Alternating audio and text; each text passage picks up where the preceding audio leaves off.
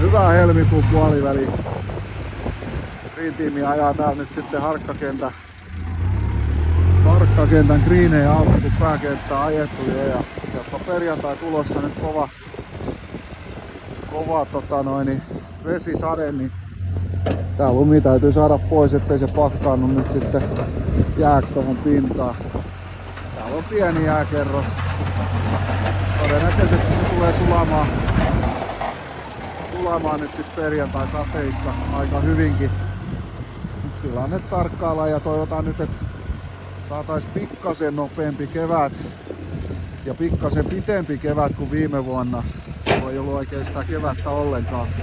Mentiin vaan suoraan kesään ja sitten olikin vähän hoppukin jo, niin koitetaan nyt saada vähän aikaa voitettua tälläkin. Se on 12 päivää ollut tuolla jääkerrosta. Se ei ole vielä haitallista, mutta jos se siitä pitkittyisi ja annettais nyt tää kaikki lumi, mikä nyt tässä pinnassa on, sulaa tuohon pintaan, niin siinä olisi valtava jääkerros sen jälkeen. Mutta edesautetaan nyt vähän tätä kevään tuloa sitten. Ja jatketaan tää loppuun saakka, niin saadaan kiinni.